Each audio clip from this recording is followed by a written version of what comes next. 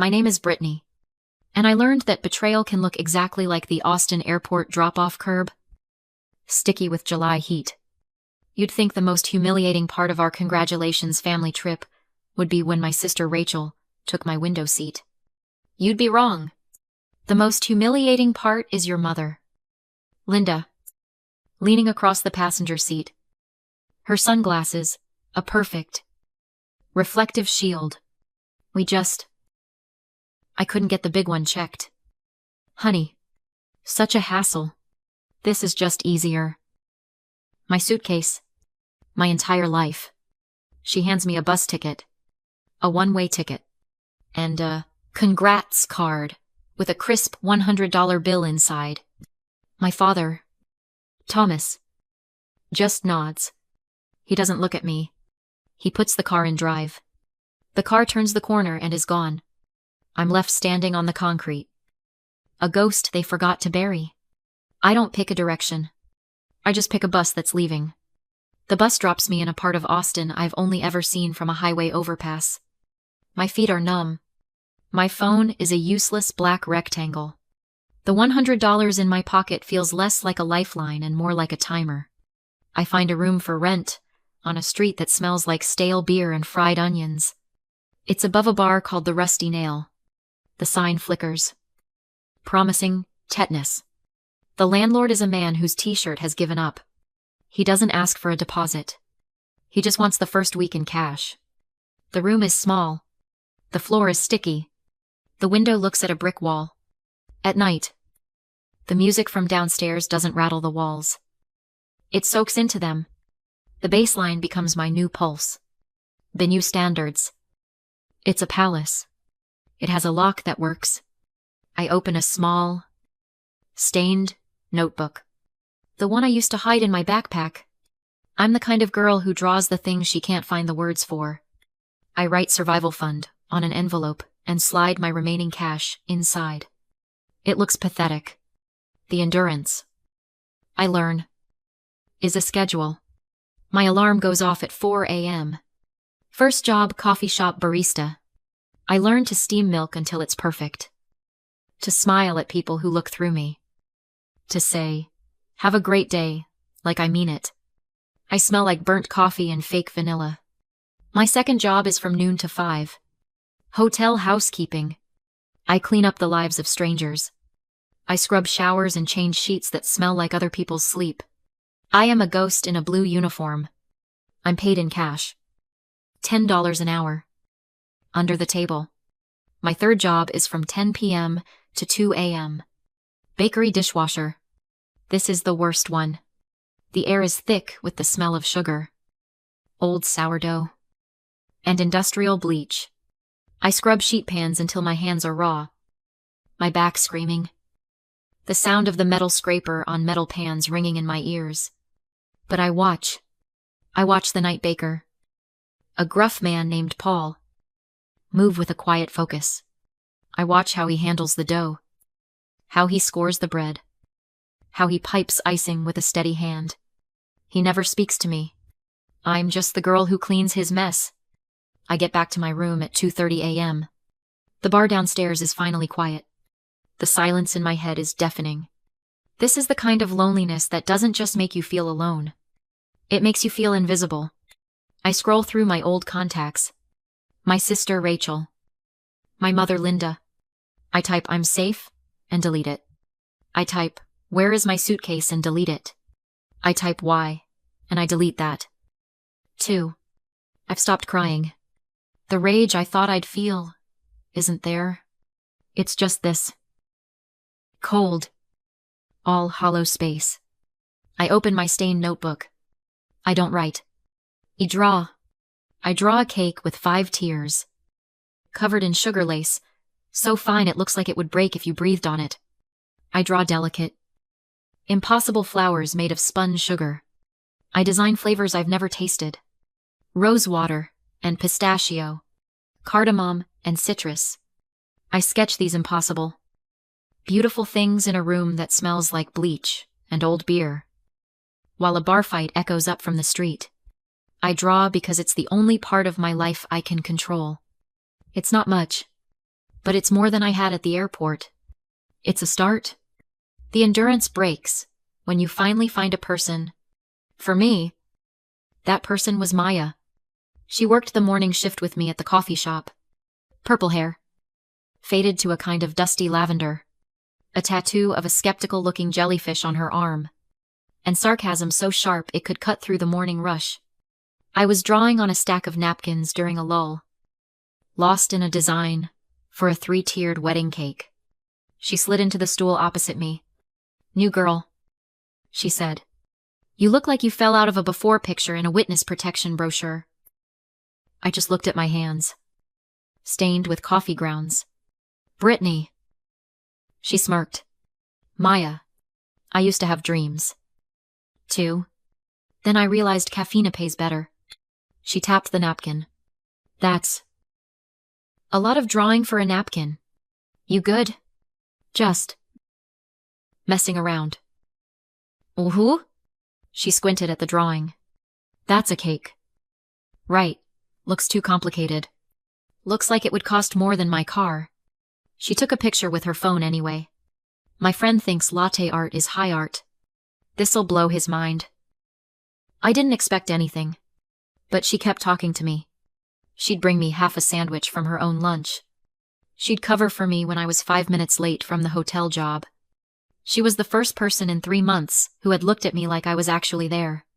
The second person was Paul. He owned the bakery where I washed dishes. He was a broad man with hands like flour-dusted bricks and a voice that sounded like gravel. He never said hello. He just grunted and pointed at the mountain of sheet pans. One night, he found my notebook. I'd left it on a shelf. And it fell open to a drawing of a complex sugar flower. I froze. I expected him to yell. To tell me to get back to work. To fire me. He just stared at the page. He didn't say anything for almost a minute. Then he looked at me. Really looked at me. With eyes that had seen too many 4 a.m. shifts. "You draw this?"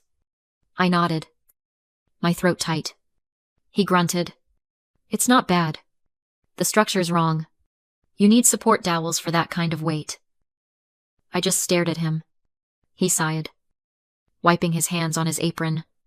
"You're a good dishwasher. Brittany, you're quiet. You're fast. But this?" He tapped the page. "This is a waste of paper if you don't know how to use butter." I don't have a kitchen. Or ingredients. Paul looked around the massive, quiet bakery. The ovens were off. The steel tables gleaming. "I do." He pulled a key off his belt loop. "My kitchen is empty from midnight until 4 a.m. You're already here. You make a mess. You clean it. You break something. You pay for it. And you use my ingredients. You use the scraps." Got it. I couldn't speak. An adult had just offered me something without a but attached. I just nodded. So I added a 4th job. From 2 a.m. to 4 a.m. After my dishes were done, I practiced. I learned on scraps. I learned how to temper chocolate. How to make a stable buttercream. How to work with fondant. My hands, which were raw from bleach, learned a new kind of patience. I cried. The first time I made a perfect rose out of sugar. I cried so quietly. The big industrial mixers didn't notice. For Maya's birthday, I spent a week's worth of tip money. I stayed up for 36 hours straight. I made her the cake from the napkin. 3-tier. Black currant and lemon. Covered in delicate, hand-painted black lace. When I brought it to the coffee shop, she just stared. Holy. She looked at me. "You made this. I thought you were just doodling." She took a dozen photos and posted them everywhere. The caption was pure Maya. "My friend Brittany is a legit baking witch. Your cupcakes are basic. Fight me." I didn't think anything of it. It was just a cake. 2 days later, an email landed in the account I'd made just to apply for jobs. It was from a local event planner. Saw the cake on Maya's feed. "I have a client. Small anniversary party. They want that cake. Can you do it by next Friday? My budget is $300. $300. That was more than I made in a week of scrubbing toilets and washing pans. I almost said no. I lived above a bar. I shared a microwave with cockroaches. I was all hustle. No. Infrastructure. Maya read the email over my shoulder. Don't be an idiot. Say yes. Figure it out later. So, I said yes. I spent 3 nights in Paul's kitchen. Fueled by stale coffee and terror. I delivered it in a cab I couldn't afford. The event planner handed me 3 crisp $100 bills. I walked out into the sunlight. It felt like a promotion. That night, I opened my stained notebook. On a fresh page, I wrote, The Gilded Crumb. It wasn't a company. It was a dare. Momentum doesn't arrive like a lightning bolt. It shows up like a steady rain. Finding the same path down a window, until there's a groove. The Gilded Crumb became my life. I rented a small, shared commercial kitchen space with the money I'd saved. No more hiding in Paul's bakery. He just grunted when I told him. Said, About time. You were wasting my scraps. It was the nicest thing he'd ever said. Orders trickled in. Then stacked. Local birthdays. Small office parties. I was one person. Doing the work of 5. Eating leftover buttercream for dinner, and sleeping in 4-hour shifts. That's when Ethan walked into the kitchen. He was there for a tasting for a client. Referred by the event planner, who gave me my first shot. He was tall, with a quiet smile, and eyes that actually listened. He ran a small food blog called Austin Bites. He didn't just taste the samples. He studied them. He asked about the cardamom. About how I got the buttercream so smooth. He looked at my rough sketches with a kind of care I wasn't used to.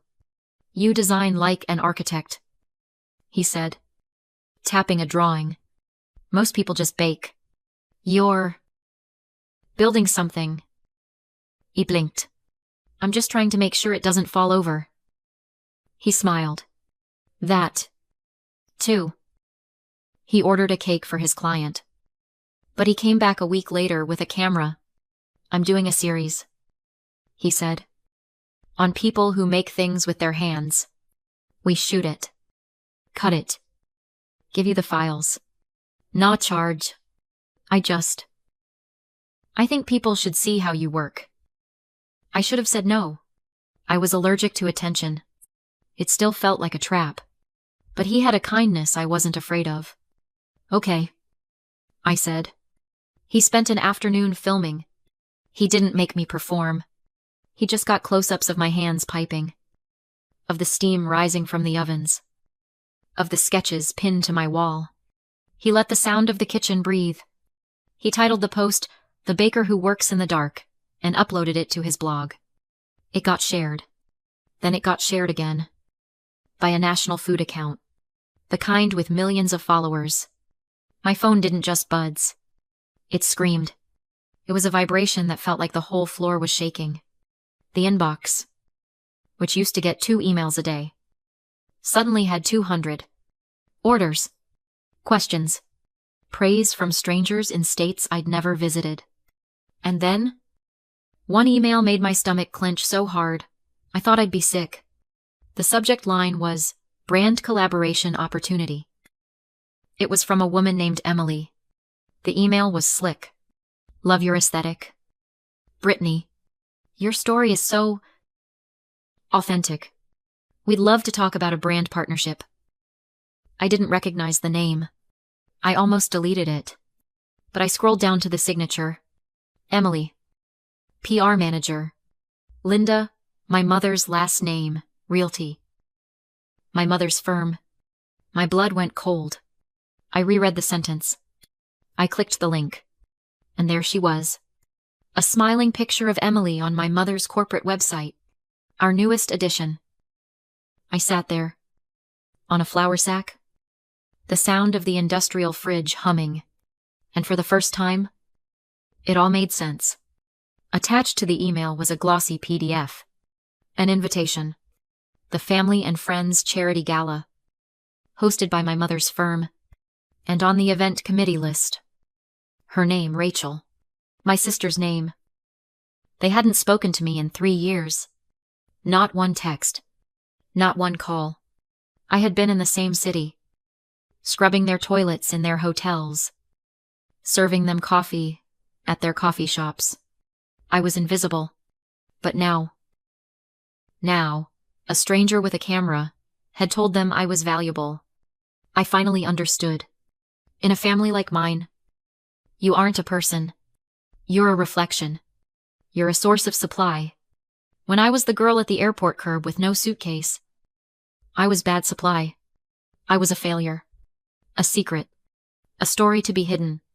But now that a food blog and 1,000 strangers had approved of me, I was good supply. I was a success story they could discover. I was something they could use. My mother hadn't found me. My sister didn't miss me. They had been alerted to a new asset. This email wasn't an apology. It was an acquisition. They weren't inviting me home. They were inviting me to be a talking point at their party. I didn't reply to the email. Not at first. The invitation sat on my kitchen counter for a week. A glossy piece of paper that felt heavier than all my baking sheets combined. "You going?" Maya asked, leaning on the steel table, stealing a piece of candied lemon. "I haven't decided." She snorted. "Liar, you're trying to decide how you're going. Are you going to show up humble? And quiet? And grateful? Like the little lost girl they found? Maybe." Here are 2 shorter, natural-sounding English versions that maintain the original meaning and emotional arc. Option 1. Focus on the entrance and exit. Slightly punchier. The night was my plot twist. Not a ghost story, as Ethan said. I deserved to narrate my own entrance. Not return as the girl they abandoned. I booked a subtle black Mercedes Power that whispers. My hands shook. Not from fear, but from the old habit of anticipating judgment. I wore a simple black dress. Not a gown. No flash. Just me. I wasn't running from anything. I was driving toward it. The moment I stepped into the gala, I knew it was my stage.